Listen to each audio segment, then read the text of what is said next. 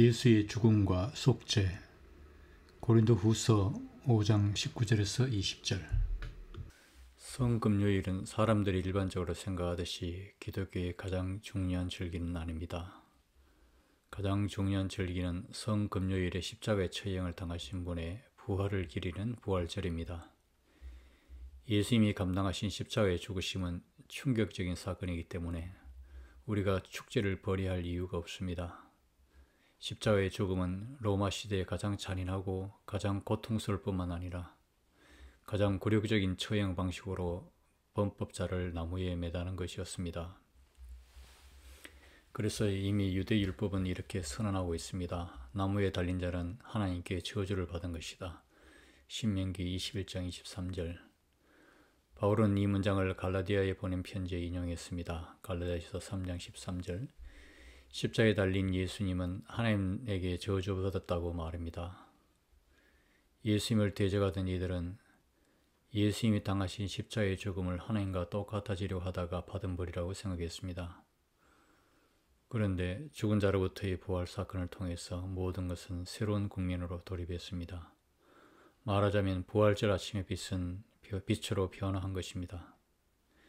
예수님이 죽은 자로부터 부활한 사건을 통해서 하나님의 신실하심이 확정되었기 때문에 예수님의 죽음이 신성모독죄로 인한 자업자득이란 주장은 더 이상 설득력을 유지할 수 없게 되었습니다. 그렇지만 하나님이 자기 자신의 아들을 죽게 했다는 사실을, 더구나 치욕스럽게 죽도록 내버려 두었다는 사실을 우리는 어떻게 이해해야만 합니까? 이런 질문은 초기 기독교에서도 부활절을 회상할 때 매우 치열하게 다루어졌습니다. 그리고 이와 연결된 일련의 대답들은 부활절로 집중되어 있습니다. 이런 주제에 대한 가장 의미심장한 사유는 사도 바울에 의해서 제시되었습니다. 예수님이 자기 자신의 죄로 인해서 죽은 게 분명히 아니라면 결국 예수님은 다른 사람의 죄 때문에 돌아가신 것이란 말이 됩니다. 이스라엘 민족과 더 나아가서 죄를 지은 전체 인류를 위해서 말입니다. 바울은 예수님이 우리를 위해서 십자가에 달려 돌아가셨다고 진술했습니다. 갈라디아서 3장 13절. 하나님은 죄를 전혀 모르시는 예수님을 우리를 대신해서 죄 있다 하셨으며 죄인들과 똑같이 죽게 하셨습니다. 이로써 우리는 죄에서 구원받게 되었습니다. 영원한 죽음으로부터, 하나님과의 결정적인 분리로부터, 그리고 하나님과의 일치가 궁극적으로 단절되는 책임으로부터 구원받게 되었습니다. 여기서 하나님과의 일치는 바로 죄의 본질을 없애는 핵심입니다. 물론 이런 대리적 죽음을 이해한다는 것은 그렇게 간단하지 않습니다. 특히 우리 인간들은 각자가 죽어야지 누가 대신 죽어줄 수 없다는 사실 앞에서, 또한 우리 삶의 모든 내용이 죽음으로 인해서 우리의 손에서 벗어난다는 사실 앞에서 더욱 그렇습니다. 우리는 예수님이 우리를 위해서 십자가에 죽으셨다는 사실을 어떻게 이해해야만 합니까? 사도는 이렇게 진술하고 있습니다. 우리는 하나님의 아들이 죽으심으로써 하나님과 화해하게 되었습니다. 로마서 5장 10절. 이 말씀은 유럽의 기독교에서 오랫동안 다음과 같은 의미로 받아들여졌습니다. 죄인들을 향하신 하나님의 진노를 진정시키고 하나님과 인간을 화해시키기 위해서 예수님은 죄가 없으신 데도 불구하고 하나님에게 희생제물로 바쳐졌다고 말합니다. 그리스도가 희생당해 죽으셨다는 생각은 오늘도 여전히 일반적으로 받아들여지고 있는데, 이것은 성서의 진술에 합당하지 않으며 사도 바울의 진술에도 역시 합당하지 않습니다. 바울에 따르면 하나님은 우리를 죄와 그 결과에서 해방시키기 위해서 주도적으로 당신의 아들을 우리의 인간사상에 보내셨습니다. 로마서 8장 3절. 하나님이 우리와 화해해야만 하는 게 아니라 죄로 인해서 하나님과 원수되었던 우리 인간이 하나님과 화해해야만 했습니다. 로마서 5장 10절. 그래서 바울은 이렇게 진술했습니다. 하나님은 그리스도 안에 계셨으며 이 세상을 자신과 화해시키셨습니다. 고린도후서 5장 19절.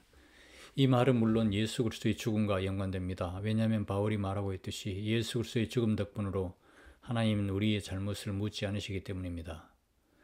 그리스도의 죽음이 하나님의 마음을 바꾸기 위한 희생이 결코 아니었다는 이 말씀을 어떻게 받아들여야만 합니까? 이 말씀을 이해하려면 우선 바울이 예수님의 죽음을 어떻게 생각했는가 하는 점에 관점을 기울여야 합니다. 오늘 우리가 다루고 있는 맥락과 연관된 중요한 진술이 로마서에도 있습니다. 예수님의 죽음은 하나님을 향한 복종이라는 로마서 5장 19절 표현이 바로 그것입니다. 그리고 바울은 빌립보에서도 이렇게 진술하고 있습니다. 예수님은 죽기까지, 즉 십자가에 죽기까지 복종하셨다고 말합니다. 빌립보서 2장 8절. 이런 복종은 무엇을 말합니까? 이것은 복음에서 잘 나와 있습니다. 예수님은 하나님의 왕권이 가까이 이르렀다는 사실을 선포해야 할 사명을 아버지에게서 위임을 받았습니다. 그래서 예수님은 이 사명을 충실하게 지키셨습니다. 결국 이 사명이 예수님을 불확실한 상황 속으로 내몰고 말았음에도 불구하고 말입니다. 이게 구체적으로 무슨 의미입니까? 하나님의 왕권이 예수님의 복음을 믿는 사람들에게 이미 여기서 시작이 되었으며, 그래서 그들이 질병과 귀신 들림에서 구원받았다는 사실을 예수님이 선포함으로써 예수님 스스로 하나님의 왕권을 왕권의 시작을 위한 중재자로서 등장한 것이었습니다. 이것이 예수님을 반대하는 사람들에게는 용서받을 수 없는 불손이었습니다. 요한의 보도에 따르면 그들은 예수님에게 당신은 도대체 누구란 말이오? 하고 물었습니다. 요한복음 8장 53절.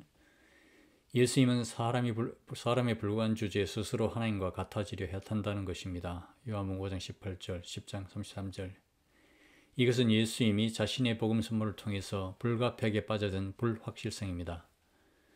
왜냐하면 이런 복음 사실을 받아들인 사람들에게는 실질적으로 하나님의 나라가 이미 시작했기 때문입니다. 그들은 자신의 삶을 이미 여기에서 완전하게 하나님의 왕권에 맡겼습니다. 그렇게 하나님의 통치는 예수님을 통해서 실제로 이미 현재가 되었습니다. 바로 여기에는 예수님의 생명을 담보한 불확실성이 놓여 있었습니다. 더구나 예수님은 아버지에게서 받은 사명을 따른 일과 그에게 위임된 복음 사실을 선포한 일을 멈추지 않았습니다. 이것이 바로 아버지에 대한 예수님의 복종이었습니다. 그러나 예수님의 이런 복종이 그를 반대하는 사람에게는 하나님과 동등해지려는 것 같이 보임으로써 결국 죽음에까지 이르게 되었습니다. 유대 관인들에게 끌려가서 신문받은 다음 로마 사람들에게 양도되었다가 결국 십자가에 죽게 되었습니다. 부활절 아침 예수님의 부활에 비춰서 이제 이 불확실성은 제거되었습니다. 이 불확실성은 예수님의 지상 활동을 지배하던 것이었습니다. 예수님은 이제 하늘에 계신 아버지에게 죽기까지 복종하신 아들로 증명되었습니다. 그렇다면 예수님은 왜 자신의 죽음을 통해서 인간을 하나님과 화해하게 하셨습니까? 이것은 바로 예수님이 하나님의 아들로서 죽어야 할 우리의 운명을 해결함으로써 우리가 우리의 죽음에서 더 이상 하나님과 분리되지 않게 하셨다는 것입니다. 하나님과의 분리, 그리고 그의 영원한 생명과의 분리는 곧 우리로 하여금 하나님과 원수되게 한 것입니다. 그것은 곧 우리로 하여금 하나님으로부터 멀어져 나가게 하는 근원적인 죄입니다. 그런데 죽음은 하나님과의 이런 분리를 확정합니다. 이런 점에서 죄와 죽음은 서로 뗄래야 뗄 수 없을 정도로 연관되어 있습니다. 생명의 원천인 하나님으로부터 떨어져 나온다는 것은 결국 이미 죽음을 내포하고 있습니다. 그러나 예수님의 죽음은 예수님을 하나님에게서 끊어내지 못했기 때문에, 또한 이와는 완전히 반대로 이런 죽음이 하나님을 향한 예수님의 복종이며 동시에 그 귀결이기 때문에 우리는 우리의 죽음을 예수님의 죽음과 연결할 수 있는 기회를 얻게 되었습니다. 그래서 우리는 죽는다고 해도 더 이상 하나님과 분리되지 않습니다. 예수님의 죽음과 연결됨으로써 우리는 하나님의 영원한 생명과 하나 되어서 예수님의 부활 생명에 참여한다는 희망을 얻었습니다. 이것은 세례를 통해서 발생합니다. 세례는 죽어야 할 우리의 생명을 그리스도의 죽음 안으로 끌어들입니다. 그래서 우리는 그리스도와 함께 생명을, 즉 영원한 생명을 얻습니다. 그리고 이를 통해서 우리는 하나님과 화해되며 하나님과 그의 생명과 하나 될 수 있습니다. 예수님의 죽음은 한편으로는 하나님에게서 받은 사명, 즉 하나님의 왕권을 선포하라는 사명에 복종한 결과입니다. 그러나 다른 한편으로 그 죽음은 하나님에 의해서 우리가 구원받을 수단이 되었습니다. 왜냐하면 우리는 죽는다고 해도 더 이상 하나님과 분리되지 않으며 또한 그의 영원한 생명과도 분리되지 않는 게 틀림없기 때문입니다. 이로써 예수님의 죽음은 새로운 전망을 얻게 되었습니다. 이 저망은 곧 예수님의 죽음을 통해서 인류를 향한 하나님의 뜻이 실현된 것입니다. 만약 예수님이 하나님의 통치 구원을 선포해야 한다는 사명, 즉 하나님에게서 받은 그 사명을 감당한 결과로서 죽어야만 했다면 여전히 다음과 같은 질문이 남습니다. 하나님은 예수님이 하나님의 사명에 복종하기 위해서 이렇게 비싼 값을 치르도록 내버린 까닭이 무엇입니까? 이런 질문에 대한 대답은 이렇습니다. 예수님은 이를 통해서 사람들에게 결정적으로 구원 얻을 수 있는 통로를 여셨습니다. 즉 죽음을 극복하고 하나님의 영원한 생명에 참여할 수 있게 했다는 말입니다. 이것은 하나님이 우리와 맺으신 새로운 약속입니다. 예수님이 마지막 만찬 때 제자들에게 주신 이 약속의 토대는 곧 예수님의 피에 있습니다. 예수님의 죽음을 보시고 하나님은 사람들의 책임을 면책하셨습니다. 즉 하나님은 죽음에서 하나님과 최종적으로 분리되어야 할 그 필연의 길을 우리가 가지 않도록 우리의 죄를 제거하셨습니다. 우리는 그것을 늘 조심스럽게 살펴보아야 합니다. 왜냐하면 하나님의 아들은 여전히 죽음에서 우리와 연결되어 있고 따라서 새로운 생명에 참여하게 된다는 희망이 예수님의 부활을 보증하고 있기 때문입니다. 이런 의미에서 예수님은 결국 우리를 위해 돌아가신 것입니다.